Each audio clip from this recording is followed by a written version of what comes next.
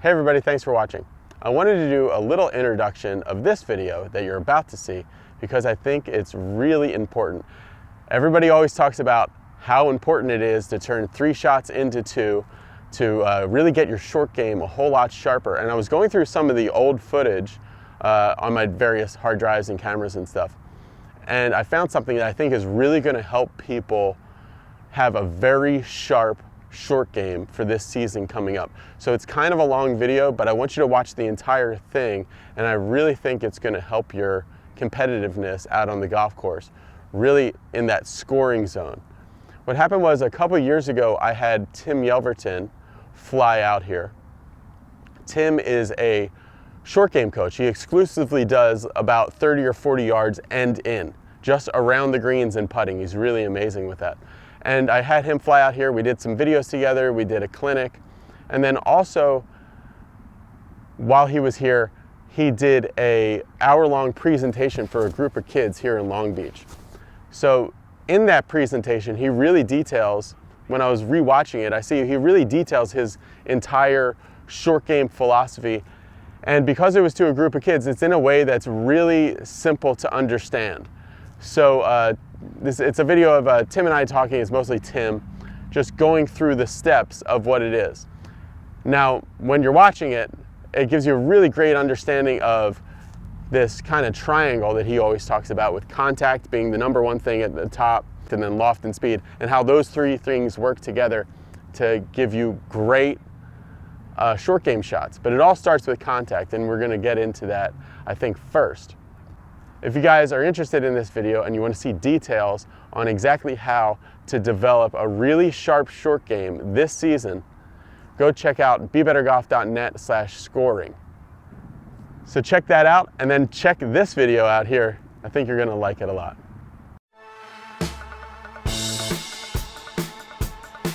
Okay, everybody, thanks for coming. A big round of applause for Tim for coming out from Mississippi. All right, so Tim, I really wanted to bring him out here because I think he really makes a lot of people, when they do their short game, they basically have no plan of action of what to do. So Tim has a really good plan of attack. He calls it a flow chart. So basically you ask yourself some questions, and depending on the answers to the different questions, that's the kind of shot you hit. So Tim, I'll let you kind of take it. What's your short game philosophy? Okay, thanks, Brendan. Thank you all for coming, and thanks for having me. The flow chart that Brandon was just talking about is pretty simple, but there's a couple places where people kind of get mixed up. The first place, this is kind of a trick question, but not really. So if you had this shot right here, and you're going to the blue flag, the blue checker flag, where would you land it? Okay, so that's what we kind of think, right? We park the cart, or we set our bag down, and we walk up here and we look, where do we want to land it? But unfortunately, that's the first question most people think. When, and truth be told, if one person had this lie, and then one person had this lie, they're only a foot apart, but they wouldn't really need to hit the same shot, right? They definitely wouldn't want to land in the same place, because this ball, to hit it solid, this player's definitely going to have to hit more down on the golf ball, and then the ball's going to try to come out lower and faster, right? And then where this player could kind of sweep it off the ground, and the ball would come out a little higher, a little softer, a little slower, right? So this player could land it farther or closer to the hole, where this player right here would need to come in lower and then land closer to us. So, Can you hit both these shots? Sure. Yeah. So the blue flag, huh? yeah, we'll go to the blue one. All right. So with the first shot here, I can come in a little shallower, a little softer.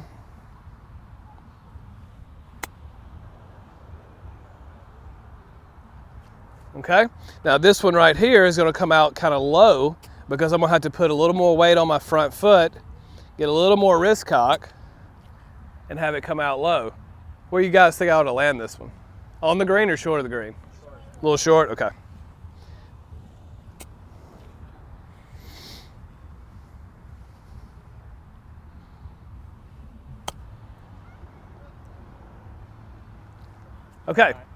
Okay.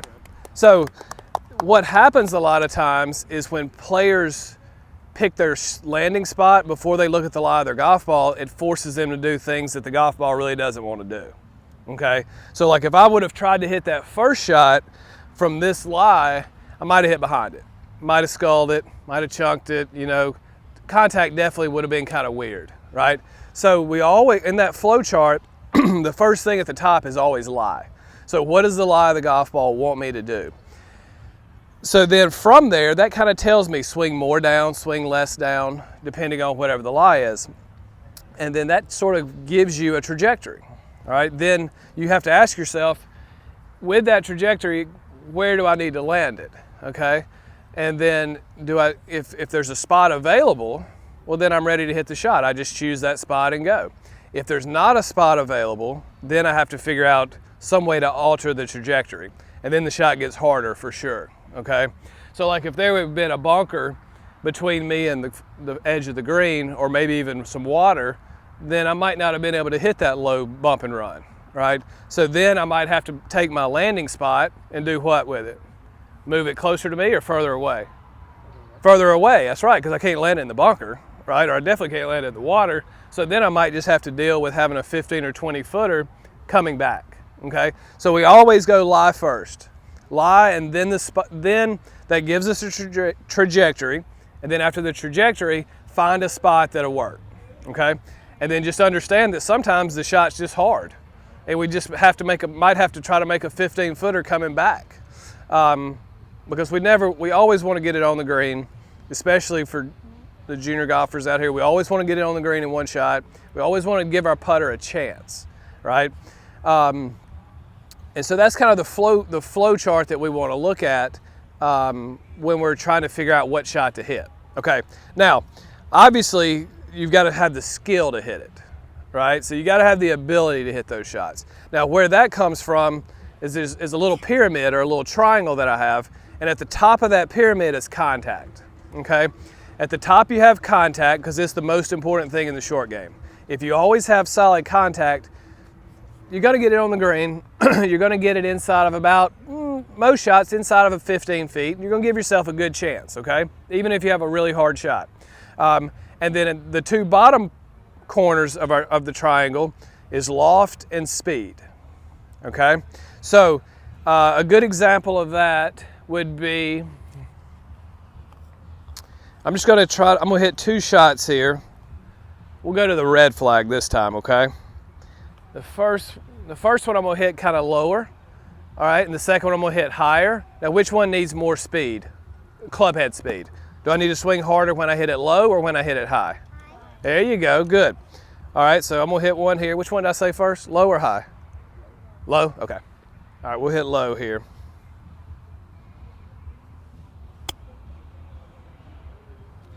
All right, so there goes the low one. Do it. Wow. Ah, all right. So now we're gonna go to the high one, okay? So I'm gonna, do you like the high ones better? Yeah, I do too. That's what, oh, love the flop, right? All right, so now we'll go higher.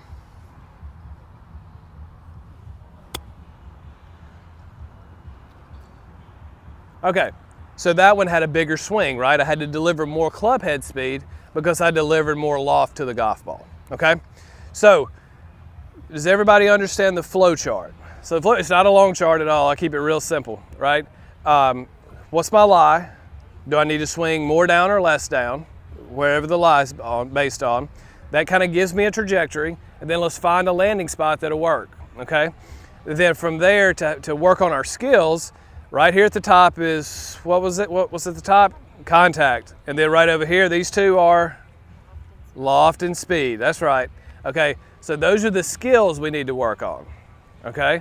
If you understand the skills and you have the ability to hit the shot, then after that, the real key is, like when I go to tour events and I work with tour players, or not even just tour players, but any really good player, they pretty much have the skills to hit the shots, but it's the ability to be able to anticipate what the ball wants to do and be able to do it the first time.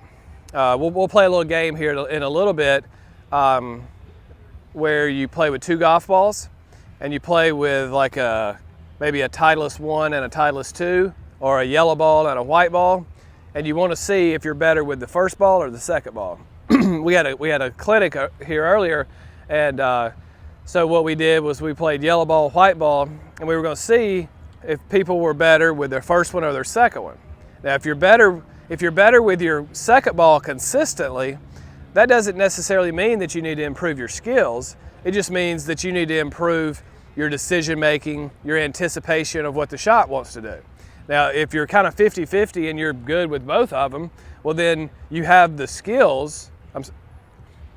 Then you have the anticipation, but you need, if they're not close enough, then you need to work on the skills to get it a little bit closer to the hole, okay?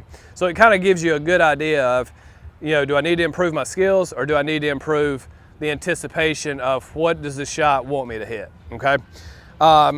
Does anybody have any questions so far? Everybody good? Okay, so that's kind of what I do all day, every day, believe it or not. I know it sounds hard to believe, but that's kind of my daily work. Tim doesn't teach really any shot over 30 yards. He's only just the short game. Yeah, so putting, chipping, pitching, bunker shots, things like that. That's what I do all day. Does anybody have any questions? Brendan, he and I are going to do like a little short, very short lesson in just a second. Does anybody have any questions yet? If you got anything you want to ask anytime. Specific drills for the kids that would help them with contact? Yeah, think about contact this way. Who here's ever seen an airplane land that was coming into the airport? Okay, cool. All right, so let's think about this grass as the runway, okay? So the runway is the ground, and then this orange stick is the airplane, all right? So if we were on an airplane and the airplane landed just like this, and then you had another airplane land just like this, okay? Now, they're touching, these two airplanes are touching the runway at exactly the same place, right? Would touchdown feel the same if we were in the airplane? Which one would be kind of bumpy, kind of rough? This one right here, right? Because it's coming in really steep, right? So it would hit the runway hard. It'd take a big divot. Hopefully not out of the runway, but in golf world, we take a big divot, right?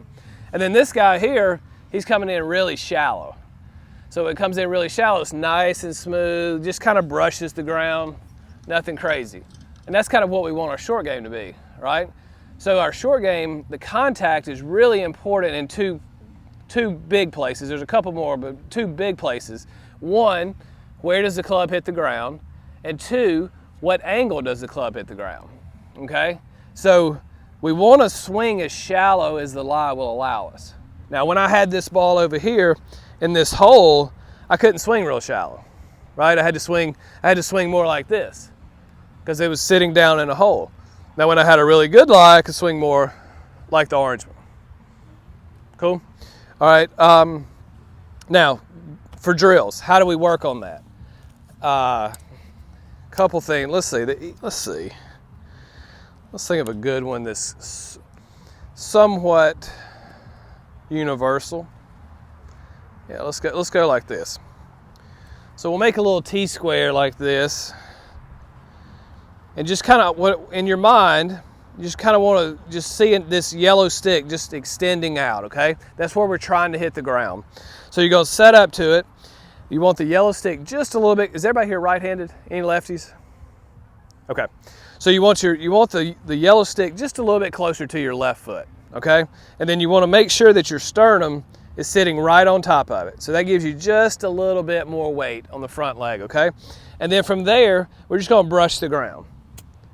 You're just going to pick a spot on the ground and you're going to brush it. All right? So I always tell my players, not necessarily when they're playing, but when they're practicing, at least 3 of these exactly like they want it, and be very hard on yourself. Like, get the contact just exactly like you want it before you hit a shot. So in your practice sessions, 3 really good ones that you like, and then hit a shot, okay? 3 really good brushes, then a ball.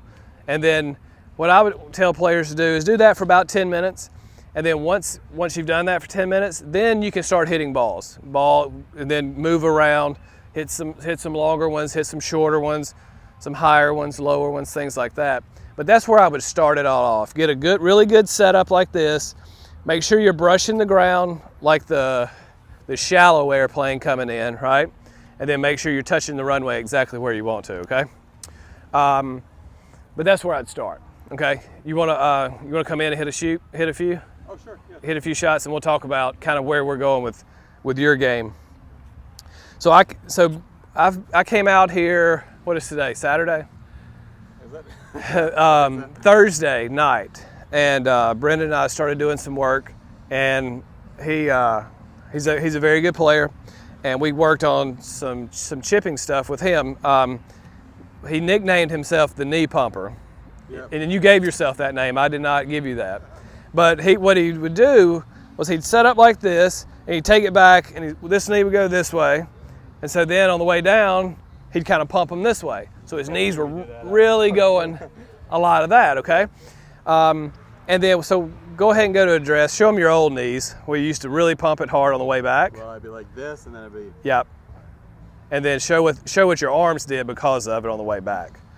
So on the way back, the club would come way inside, right? Yeah, a lot of like when you're just out here exactly on the chipping, green, watching people practice. This is a real common thing, huh? Oh yeah, golf club comes inside too quickly, and then the face. You see how then the face starts looking at the sky.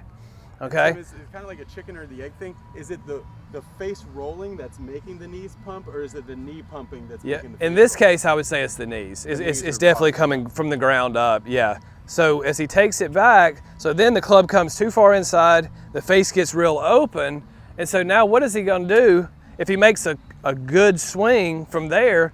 The ball's going over there, right? Yeah, because I'm aligned this way. Right, so he's so close, everything's pointed over there, so now he's got to figure out how to fix it.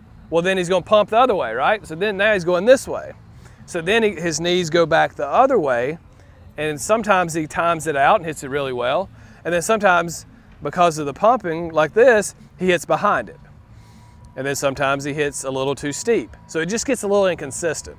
So what we worked on this morning a good bit, I'm gonna step right over here. Yeah, okay. All right, hop back in. So I'm gonna squat down, and I trust him, right? All right. All right, he's gonna make some practice swings, and he's not, I'll back up just a touch. Okay. All right, and so he's gonna make some practice swings and not allow his right knee to hit this grip, okay? All right, go ahead and make a few. Good. So he's trying to keep his knees a little more square to the target line. All right, now show him one of the bad ones where you hit this on the way through. Yeah. So you see how much he turned there on the way through? So that right knee drives too much towards the golf ball. And the left knee goes... Right, and then the left knee bounces, jumps out of the way, and it makes him kind of jump, and it disrupts his contact, okay? All right, so we're gonna watch you hit it. I'm gonna back up out of the way and let you hit a few now. I don't want to practice the bad thing anymore. All right, that's right, yeah. All right, so we're gonna watch him hit a few, and let's see how he does, okay?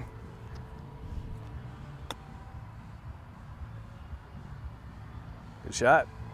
Nice shot.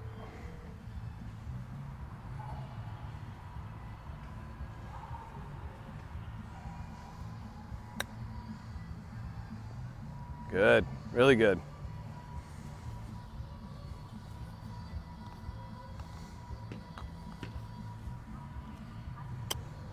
Oh yeah, I like that one a lot, really good. And the thing that I've had this weekend, working so much hours and hours with Tim, that I haven't had before that's really exciting is like now the feeling of a good chip is just as rewarding, if not more rewarding than the feeling of like a crushed perfect drive and watching it fly. Now when I hit that chip like I just hit, it's such a rewarding, exciting feeling. And it really is. And once contact is consistent and predictable, then hitting it a little higher or a little lower, it's not very hard, really. All right, so here's what we're going to do to work on his twisting, okay? All right, so let's do that right leg pull back. Okay. So pull your right leg back. Pull the right one a little bit further. All right, good. Now load it good. Okay. Now I'm feeling like here. Yep. Yeah. All right, so now he's going to make a few practice swings here.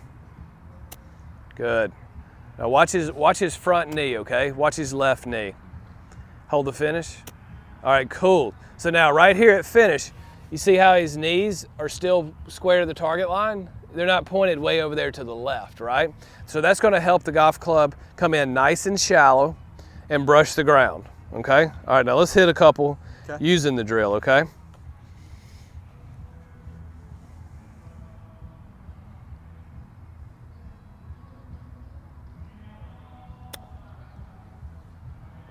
Better, better. Now, Tim, the way my left knee looks in this drill, is that about the way the left knee should look in a shot? It's real stable here. Yeah, oh yeah, it's extremely, yeah, it's a very stable base, and that's what we're doing right here is we're stabilizing the lower part of his body, his hip, his knee, and his ankle, and we're giving him there you go. We're giving him a good base to move around. Now in the full swing, you know, you're kind of like this, and then you come down to this, and then you're going to go up. So the left leg will sort of start to straighten in the full swing, but in the chipping, you want to keep it nice and flexed, and you want to come into a good stable position to where when you're at go ahead and hold your finish after you hit this one. Good. Now from there, he should still be able to jump.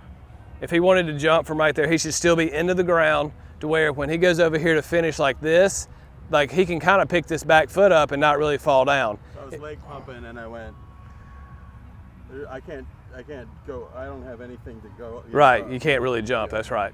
That's right, so that's, you know, that's a really good drill. Another drill we worked on in the clinic this afternoon earlier was standing on a alignment stick like that and trying to keep from doing that right there. So we didn't want his front foot coming off of the alignment stick, yeah. There we go, more like that, okay? So, who wants to try it? I'd love for somebody to come hit. I knew this man was ready. Come on up here, big guy. Very nice. I like this lower body action. This looks good. Very good. Good job. Okay, so now let's talk about his triangle. All right, what was at the top again? Contact. Okay, how's his contact? Yeah, absolutely. How's his loft? Okay, really that one he has to answer. Is that coming out at the height you wanted, or was that a little high or a little low? A little low, okay. All right, so it's coming out a little low. That's fine. That's because the player is the one that really knows the loft, right? Okay, now how's his speed? Okay, and the only reason we'd say it's a little slow is because it's not quite getting to the flag, right?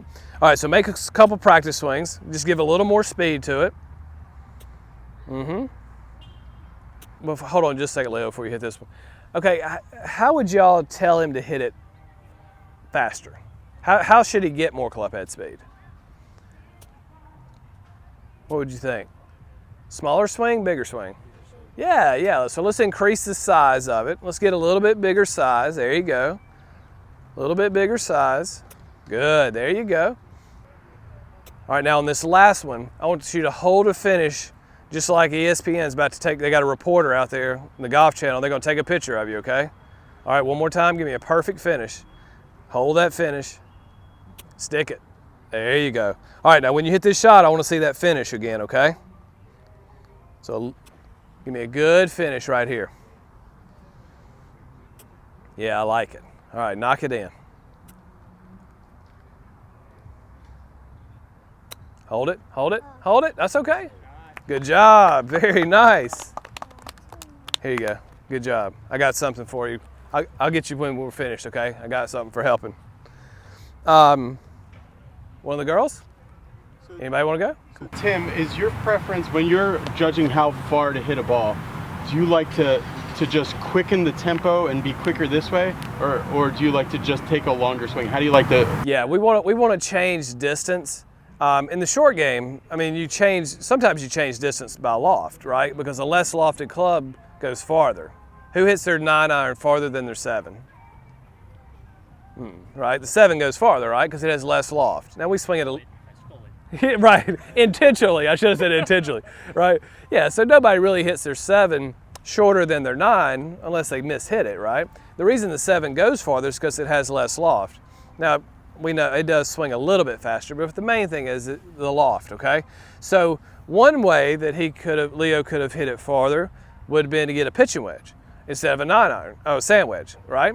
But what he did was he increased the speed. Now, going to what Brendan was asking, you don't want to try to keep the swing the same length and just swing quicker, okay? You want to increase the size of the motion, right? And then keep the timing, the tempo the same, and to hit it farther, okay? So the main two ways to hit it farther in the short game is increase the size of the motion or use less loft. That's how so if especially with young golfers, when they have a 40-yard shot, they may not be able to hit a pitching wedge there, right? They may need a 9-iron. If they're really young, they might need a 7-iron. So they're going to hit it farther by decreasing loft, okay? As you get older and stronger, you have the ability to hit it there, so you might just need to swing a little harder, okay? All right, come on up. You ready? All right, let's go ahead and hit a couple. Ask her name and her age. What was your name again? My name's Kiwi, and she is 11. only 11. Isn't that amazing? She's tall. I think she'll pass you at some point, Sam. Yeah, she's gonna catch me. Yeah. I'm growing more out than up now these days.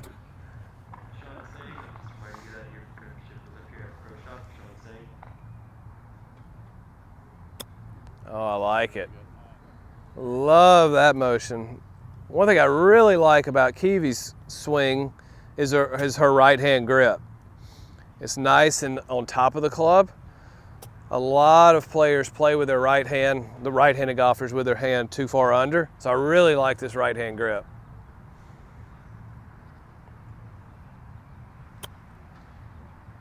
Good job. Yeah. One of the things we actually did today was we had a few players. They would address it kind of like this. So they had their right hand, the right-handed golfers. We had one lefty, so it was his left hand. So their trail hand was down like this. All right. So then when they hold the club up in front of them like this, what happens? Closed, right? Now in the full swing, if this were let's say it's a 5-iron. Okay. So if I came into impact and I hit it with that club face, where would the ball go?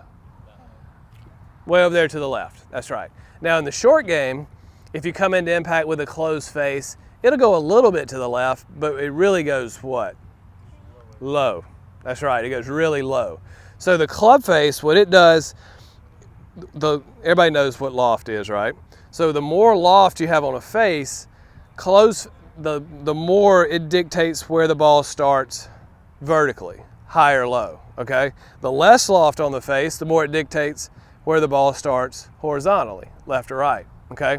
So who opens the club face in bunkers? When they try to hit a bunker shot, we all open our face, right? But does the ball really go to the right? No, it goes up, right? So when we're hitting bump and runs, we kind of move it back and kind of turn the face down a little bit like that, right? Does the ball go way left? But it goes really low. So the club face in the short game is more responsible for where this golf ball starts, high or low, vertically, right? Than it does left or right, okay? So if that trail hand, since we're all righties, I'll just say right hand, if that right hand gets under, we're gonna hit the ball low. And that's okay if we got plenty of green to work with. But if we don't have enough green to work with, then what happens?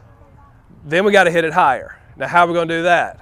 Because most of the time what I see is people go this way and then they start setting up like this. You've seen this guy before, right? None of your tour players, but you've seen this guy, right? So he's trying to hit it high and he'll go this way, right? And he tilts back, because what's he trying to do? He's trying to add what? Loft, exactly. Because remember, it's all contact, loft, speed.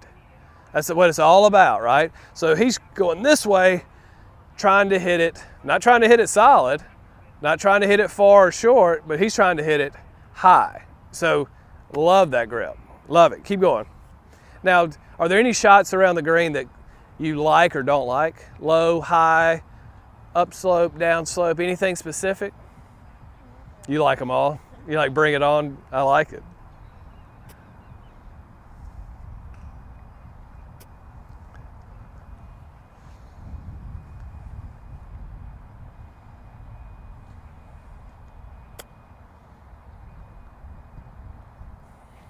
Pretty good stuff, huh? One thing I noticed with her swing that we work with guys today is that she's on this good lie, she's so shallow that even when her entry point to the ground is a little off like that one was, she can still get a great result out of it.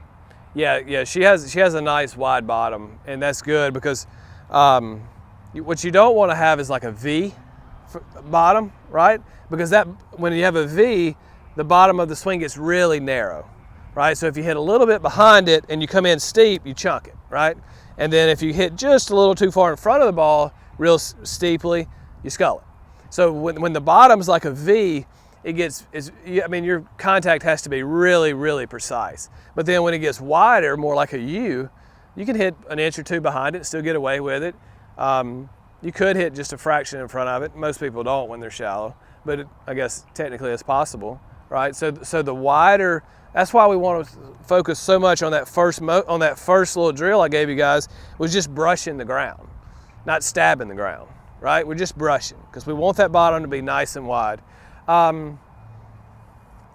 You're kind of too good for these lies, okay? So let's find one a little bit harder. You want to hit a couple more? Sure. Okay, cool. You sure you're only 11? Yeah. All right, let's put her on a tight lie. Okay, so we got a tight lie. Now, does she need to swing more down or less down? What's the first thing we're always asking? What's the lie tell us to do, right? So more down or less down? It's sitting tight. Yeah, that's right. Because remember, the lower the ball sits, the more it sits down, the more we swing down. The more the ball sits up, the more we swing up, okay? So we got to swing a little more down, and that's going to give us a trajectory. Now, is that going to make the ball come out low and fast or high and slow?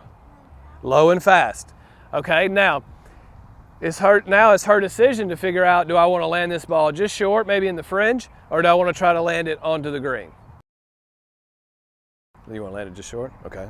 All right, are you going to move the ball back a hair, or how are you going to hit down on it more?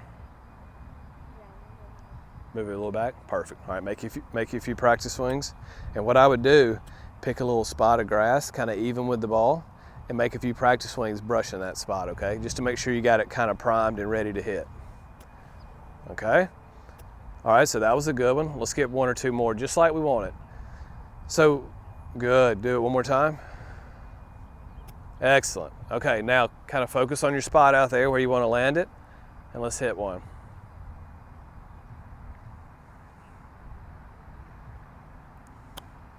Awesome. Very good. Give me some knucks there. That was great. Very good. All right, you can go sit down. Great job. I got something for you when we get finished, so don't run off. Okay, so when you're playing golf, there's three phases to hitting a golf shot, okay? You have the anticipation phase, the action phase, and then the reinforcement phase, okay? When you guys, here's a good example. When you guys were driving out here an hour ago, okay? What phase of this clinic were you in when you were driving here? The anticipation phase. You're like, I wonder what this guy's gonna look like. I wonder what he's gonna talk like. You're like, kind of talks weird. He's from Mississippi. All right, so he kind of talks weird, but I guess he's okay. Kind of nice, maybe, hopefully, right? So, but right now we're in the action phase, right? We're talking about everything that's happening now. All right, then in a little bit, we're gonna be finished. You'll get back in your car, you'll drive home, and you'll be in a reinforcement phase. You'll be kind of be thinking about like, wow, I didn't realize that about what he was talking about with Brendan's knees, or I didn't understand this, or I really like what he said about practicing with two balls, but you're reinforcing the things you did like, right, about this. Well, golf's the same way. Every shot we hit, you have an anticipation phase, then you have the action phase, that's hitting the ball, and then you have a reinforcement phase between that moment to when the ball is out there to when you're walking. Unfortunately, sometimes it lasts way too long. It should last about 10 or 15 seconds after the shot, and then you're done. And then you just kind of chill as you're walking to the next one, and then you start over. So for 68 or 72 shots, depending on how you play that day, for those 18 holes, that's kind of what you're doing, okay? Now, this isn't a trick question, but when should you really like try the hardest? And I'll give you a hint, it's not reinforcement. So should you try harder in the anticipation phase, or should you try harder in the action phase? What do y'all think? Okay, I got 1 vote for action. What do you guys think? Anticipation, 1-1. Anticipation. All right, it's 2-1. You're going to say action, 2-2. 3-2, action. Anticipation. It's the one that starts with A. I'm just kidding. You can't sit this one out, Right. Donald. What are you saying? Donald, you're the tiebreaker. Come on, it's 3-3. Okay, in my opinion, I always start with that. You should work harder in the anticipation phase. Okay, you should do your work there. And that's why I kept telling you, take more practice swings, take more practice swings. You want to make sure you've got it just right before you step in. The action phase should be really short and really consistent. So hopefully when I hit those 2 balls that had a good lie and a bad lie, I don't know if you noticed or not, but I took the same amount of looks, right? Now I took different practice swings because I was anticipating a different shot, right? So I was kind of doing my homework there, right? And then I stepped in and I looked. So my routine always starts like this. So that starts my routine, and then I take a look, and then I go here, and then I take another look, and then I hit the shot. Okay, so that's always the same. Now, if I have a really hard lie, I might take 7 or 8 practice swings. And practice swings around the green literally take like 1 second, 2 seconds at the most. So it's not like I'm slow playing anybody, right? I mean, the anticipation phase might take 15 or 20 seconds, where the action phase takes like 3. Our job as coaches is to tell you guys your tendencies, so that if you understand what you have a tendency to do in certain situations, you're like, I know that was my grip. I got under again like this, made me tilt, and I hit a little behind it. So then while somebody else is chipping, well, then you just kind of walk up, you just kind of sit here to the side, put the fix in, right? And you're here, make a little practice swing or 2, kind of see the ball land where you wanted it to, and just sort of kind of fix it in your mind. Now, if you hit a great shot, what do? Celebrate. Celebrate, that's right. You throw your club, no. You just relive it, right? You just do it in your mind the same way you just did it. You don't do any changes, but you do relive it, because you should hit, because then it's kind of like hitting 2 good shots. And then your self-image goes, it gets bigger and bigger and bigger and bigger, right? And your self-image, we won't get into this too long, but your self-image is your ceiling. So it's as good as you can play. So if you think you're this good, that's as good as you can play, right? So when you hit a bad shot and you kind of get mad, what's your self-image do? Shrink or grow? Shrinks, right? So now your ceiling did what? So now you're here, right? If you hit a good shot, what's your self-image do? It grows, so the ceiling just went up. Then you make a practice swing, reliving it, now what's your self-image do?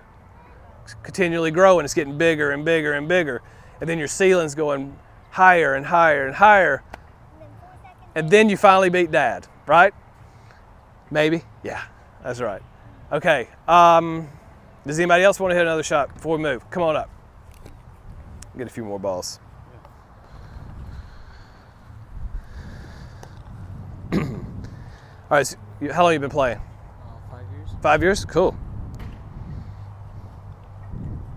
All right. How Yeah. old are you now, Zahir? I'm 15, I'm going to be turning 16 in like a month. Okay, cool. Now we saw you the other night, right? Yeah. Yeah. Is that hard for Did you make any hole-in-ones the other night? No. No, I didn't either. Almost made one today though. Yeah, We almost had one. Put it on Instagram. Yeah, man, it was close.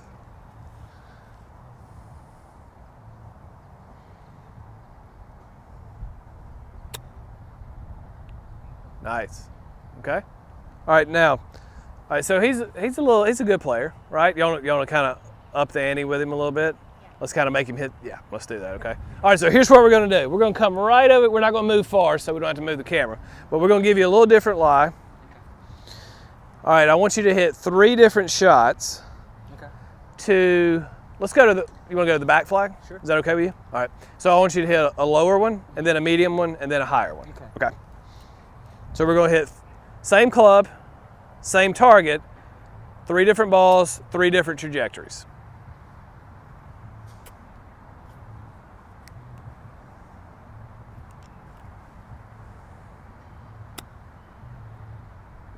Okay. Good. Very good contact. All right. Now let's go a little higher. Yep. I was on low one, now we'll do our medium one.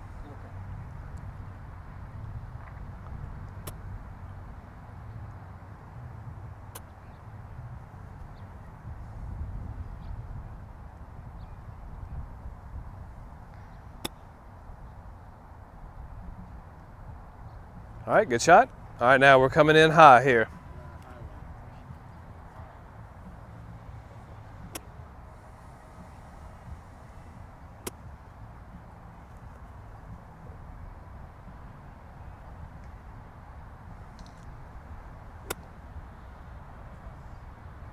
Good.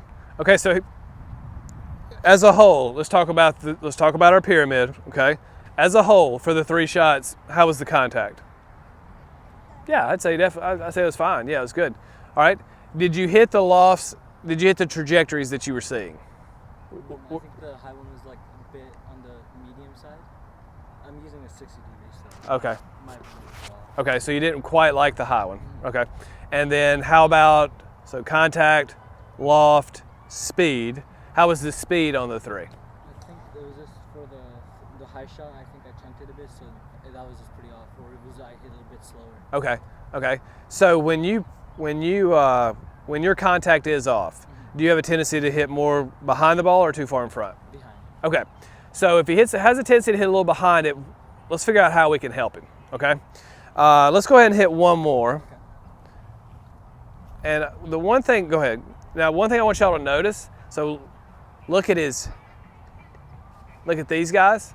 All right. Now, so you see how they're kind of close together? All right, go ahead and hit a shot. So when he gets narrow with his feet, he has a hard time shifting any weight, okay? Good, good. All right, so what we're gonna do, I want you to widen your stance out 3 or 4 inches, okay? And then make me a few practice swings. Now, why would we widen his stance if he's hitting behind it? All right, so here's a question. If I only had one leg, okay, could I hit a golf ball? Absolutely, right? Now, could I shift much weight? Be hard, right? Because if I shift much weight, what's going to happen? Yeah, we'll fall down, okay? So if we get our feet really close together, it's kind of hard to shift any weight, right? All right, and then if we get our feet together really close, which way are the knees going to go? They can't really, I guess they could do this, right? That'd look kind of weird, right? So they can still do this a lot, right? So we can rotate a lot with a narrow base, but we can't really move laterally, right? And so to have a weight shift, you got to be able to move a little bit laterally, okay? So we're going to get his feet just a little bit wider, let him make a couple more practice swings, and that way it'll help him move the bottom of the swing a little more forward. Now it's going to take him a minute, maybe. He might pick it up on the first shot, but so we're going just a touch wider. Nice. Okay. Contact. Excellent. Loft. Hopefully that was high enough, right? Okay. And then it just went a little too far. So a little too much speed. Okay, so now we're going to really make it hard. Not really hard, but a little harder. Now I want you to hit a high one to the first flag. Okay. So now we're kind of confusing his brain a little bit, right? He was been hitting big high ones to there. Now we're going somewhere else. Now we got a different stance. Yeah, I would like to go. There you go. Yeah. What size shoe do you wear? 10.5. Yeah, a little wider. There you go. Ah, very good. Excellent contact.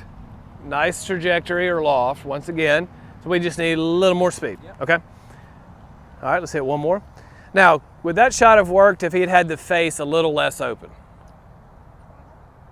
Yeah, because it would have had less loft.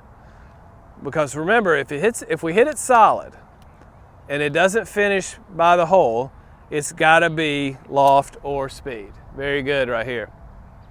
Excellent. Very nice work. Good job. Very good. And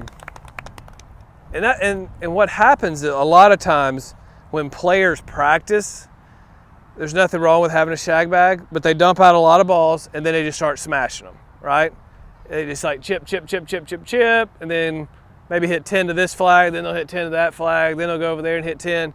And they've hit 150 balls, but then they're still only getting up and down 2 out of 5 times on the golf course. So they're not really getting much for their effort, right? So what we're going to do now is we're going to talk a little bit more about quality practice rather than just quantity of practice, okay? All you guys of all ages, really, you're probably wondering like how do the tour players practice? How do they get better from week to week? And one of the top drills that the tour guys that Tim works with use, that he has all levels of players use, is this one drill that's really become like the main drill that we're using, is this number 1 versus number 2 drill, or yellow ball versus white ball drill. Because Tim, we're really trying not to be good the second or third time we try a shot.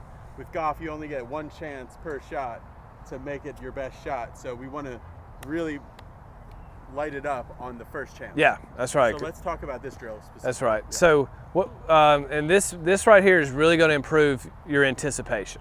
Okay, how well can you figure out the shot the first time? So what we're going to do. Who wants? Come on. All right. So we got yellow ball, white ball. Let's go. You want to go red or blue? Blue. Okay, let's go blue. All right, so you're going to hit. Let's kind of get the lies about the same. There you go. All right, we'll go yellow ball first, okay? So yellow ball is the tournament ball. This is her first shot. She's playing in the U.S. Open in a year or two. All right, okay. All right, now let's go ahead and chip this thing in the hole right up there to the blue flag.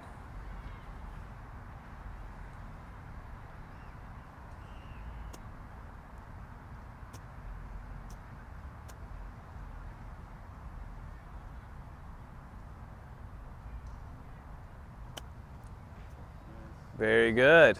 Okay, good job. All right, now let's go ahead and hit the white one.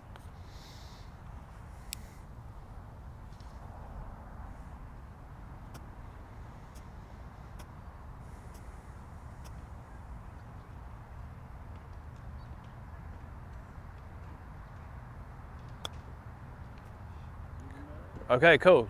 All right, so good, very good. Stay right there. All right, so contact on both balls. Good, yeah. Trajectory, was that kind of the height you wanted to see on those? Kind of. Would you rather them be higher or lower? Higher. A little bit higher, okay. Especially which one? Well, the yellow one was pretty good though. Okay, okay, cool. So she wanted the yellow one a little higher. All right, now the second ball, the white ball, she hit it solid, very solid. I thought it was excellent contact, and it went a little too far. Okay, so we got two options. So how do we slow that golf ball down? How do we make it not go so far? Shorten the swing, which decreases the speed, or we could hit it what? She said it, higher, right? Because once again, that's loft. So you want to hit another one? Let's do it. All right, let's do it again. All right, now, are you going to open the club face to hit it higher, or are you going to swing easier? Swing easier, okay. All right, cool. If she swings easier, will it go higher or lower?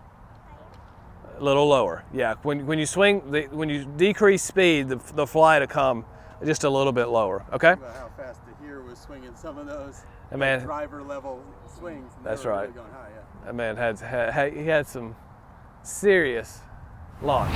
Right.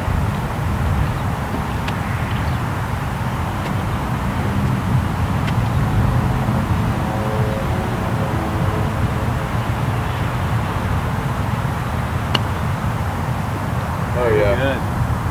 Good job. This thing won't go out. That's awesome. Really good stuff. So while she's setting this up, so with that 2-ball drill, guys, when you go around doing that, Tim's saying that he wants you guys to be about, his tour players are about 50-50 as far as they're hitting them both good, but 50% of the time their second ball is better and 50% of the time their first ball is better. With all of us, it would be about 80% of the time or 90% of the time where our second ball would always be a little better. But they can make it happen the first time.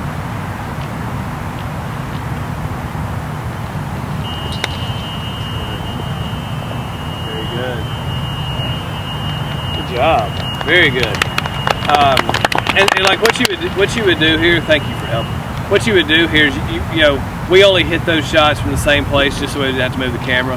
So you definitely would not stay in the same place. So you would go over and hit 2 balls here, then maybe 2 balls over by that tree, hit 2 balls over there by the putting green. So you're moving around all the time. You're gonna kind of feel like, you're like, wow, I don't feel like I'm getting that much better or that much work in because I've been here for an hour and I've only hit 20 shots. but the quality of the practice will be so much higher. Like, what's the purpose of practice? Get better. To get better, yeah, absolutely. If we want to like burn calories, we can go run or work out or something, right? So we're practicing golf to get better, right? We're not.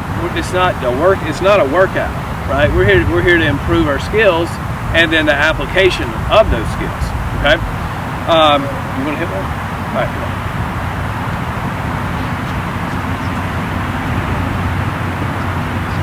What's the shot that you don't like, or that's really tough for you to hit?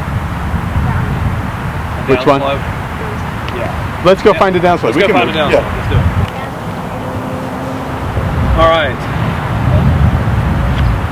All right. So, what's the first thing we think about when we try to figure out what shot we're going to hit? Lie. Okay. So we're on a downslope. So y'all coach him up right here, okay? All right. So Jackson wants you to coach him. All right. He's on a downslope. So he needs to swing more down or less down? Brotherly love, right? More down, right? You got to swing more down. Yeah, so you got to swing a little more down. So that's going to make the ball come out low and fast or high and slow? Low and fast. That's right. So he should probably start looking for a spot closer to us, right? Let it release out. Okay, what do you think about landing this one, brother? On the hill? Okay. All right, it's all yours now. Go ahead and anticipation phase right here. Okay, cool.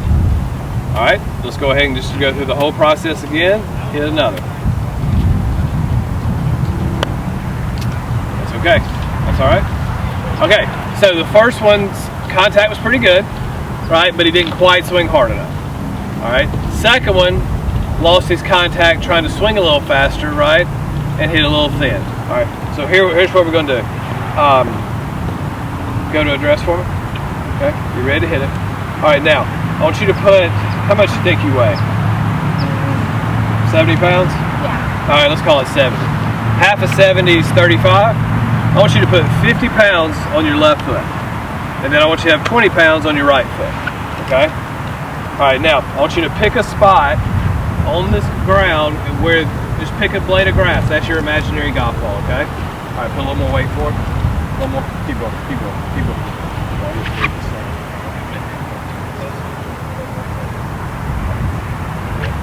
All right, now pick a blade of grass. That's your ball. All right, now go ahead and brush the ground. I don't want you to hit this shot until you have 3 in a row, just like you want, okay? I'm gonna put the ball down, but don't hit it. So once you keep brushing the ground until you hit it just like you want it 3 times.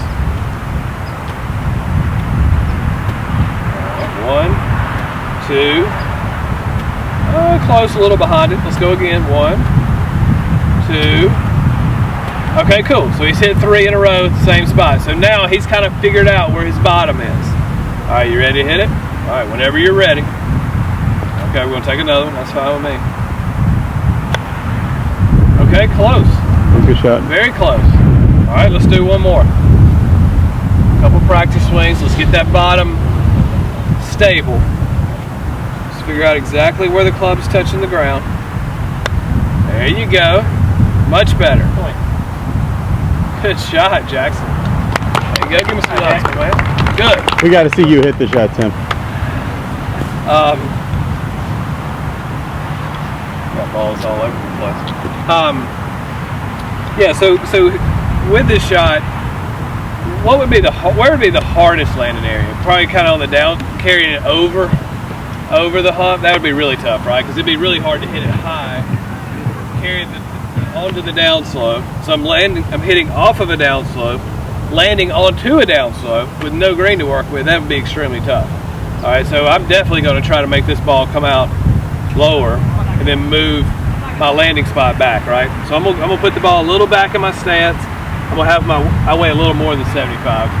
So I'm gonna put about 100 pounds on my left side, maybe 110. All right, and then I think I'm gonna try to land it right around that first bar.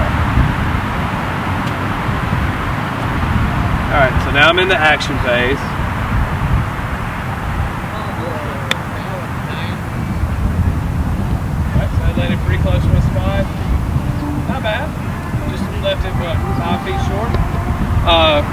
All right, so what are my options? I left it a little short. I've got two options. Contact was good, so now I've got loft and speed, right? So, anybody know one option I could do? I'm sorry? Okay, so less loft, that's right. And then what would be my other option? Huh? Aim more right, yeah, okay. Increase my speed, that's right. Okay, with this shot here, I think I'm gonna go with, what do you think? What would be more adequate here? I think so too. Because if I start trying to fly it farther, then you see how, so this is a crown, right? So it's going up and over. It's called a crown. All right, let's make it more severe. If it were like a pyramid, right? All right. So if the ball lands right here, what's it gonna do? Stop pretty quickly, right? Now if I carry it a touch too far and it lands right here, what's it gonna do? Take off. So the landing area on the top of a crown is very small, right? So if you hit one that lands in the upslope, and then you hit another one that lands on the downslope, even though they might only land 10 feet apart, they won't finish 10 feet apart. They might finish 30 feet apart because they're gonna react so differently, right? So I'm not gonna try to land this ball right on top because that's really gonna I've really gotta be pretty perfect. So I'm gonna put this ball, I'm gonna close the face and move it a little farther back and get this golf ball coming out just a little bit lower. And I'm still trying to land it right there by that first ball. Oh, go just a little more. Pretty close, right? Okay. So that just shows you how you kind of put all three pieces together. Got the contact, got the loft, got the speed. All right. Then each of y'all did a really good job with yellow ball, white ball. Okay. And then we also had a couple players that did the low, medium, high. So really that's kind of how you want to break down your practice. It's fine to have a shag bag like that with a lot of balls. But when you're doing that should be how you start your practice. Okay? You drop 20 balls or so and you work on just kind of your stock shot. Okay? Then from there, take 3 balls out at a time, go drop them somewhere, hit a low, medium, high shot. Do that for 10 minutes, right? Then after that, it's yellow ball, white ball, or whatever brand you like. Say it's a Titleist 1 and a Titleist 2, whatever you like to use, and you kind of compete against that, okay? And then that would be fine. If you still want a little more, then you could have a chipping contest with one of your friends, brother, sister, parent, whomever, okay? And that would be my contact was kind of good, but the loft was not very good at all. That was so that would be kind of your practice. Okay. Does anybody have any questions? Any questions? I'd love some questions. Can you talk to me a little bit about like when you would change clubs and trajectory of those clubs? Yes. Who here chips with one club every time? Okay, we got 1, 2, 3. Okay. Who here chips with 2 clubs most of the time? Okay. It's subjective in the sense, like, should a player, I think as a young junior golfer, you should get pretty good with one club first, because you're really working on mechanics at first. You're trying to build some skill of how to hit it solid. And then after you kind of get to where you can hit it solid, then start using different clubs. Because this right here is this right here is a 58-degree wedge. Sort of. Right? Alright, so if I go normal, just my normal shot, it's a 58-degree wedge. Okay? Now, there's one shot. Now, alright, so now tell me if this is a 58-degree wedge. Because the ball did it go the same height? No, it went lower, right? Because the ball was further back. And then tell me if this is a 58-degree wedge. Kind of, but not really, right? Because it went much higher. Okay, so that's one way to change clubs. Is you use the same club, but you change the way you hit it. The other way is literally changing golf clubs. So go out there with, how many, do y'all have like 6-8 pitching wedge, sand wedge? Y'all have a lot of clubs? How many clubs do you have? What's your makeup? 8. Okay. So like, do you have a kind of like 2 numbers in between? Like 6, 8 pitch, or 5, 7, 9? So go out there with a 7-iron, a 9-iron, and a sand wedge. And then you use the same swing, you just change the club. So that's one way to alter how high or how low the ball is going to go. Then the other way is through ball position and club face, just like we were just talking about. Okay? Is that kind of good? Just because some I see a lot of juniors only want to hit the 60. Yeah. Right. And so sometimes you just force them into, hey, you're only going to hit pitch and wedge today, no matter what. Right. And that will at least get you some different trajectories without. Because everybody loves to hit the high spinner. Absolutely. Right, and they don't really know how to hit a basic bump and run. You can bump and run it with a 7-iron or whatever, right? So, and I think a lot of juniors struggle with moving the ball position around. And so sometimes just having one stock bottom point can kind of get them, some confidence. Right. Yeah, I agree. I think those are all good points. You guys should listen to this guy. He's pretty smart. But yeah, so I mean, you have to have some form of emotion, and then you kind of start with that. And so, work on contact with maybe one club, and then when you start moving into different lofts and different spots, so when you're at the top of the pyramid, right, it doesn't really matter. Just pick a club and go. And then after that, when you move down to loft and speed, maybe one day you just go to the chipping green with one club and your putter, and you hit on high shots and low shots and medium shots. And then the next day you go to the chipping green with a 7, 9, and a sand wedge, and you just make the same motion, changing the club. So you build touch, you build feel, and then ultimately you build a better short game. Any other questions? Sure. What would happen if you chipped it and it landed like far in the fringe, and then what would the bounce be? That's a good question. So like some people are kind of almost kind of scared to land it in the fringe because they think they don't know what it's going to do. Would you think if I hit this shot and it landed in the fringe, do you think it would go farther or shorter than if it landed on the green? Shorter? Yes. You know why? Because the rack is bigger. You know what that's called? Friction. So there's more friction on the ball, right?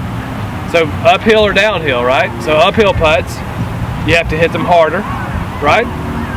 Downhill putts, you have to hit them softer. But having a huge round of applause for Tim for doing this for everybody.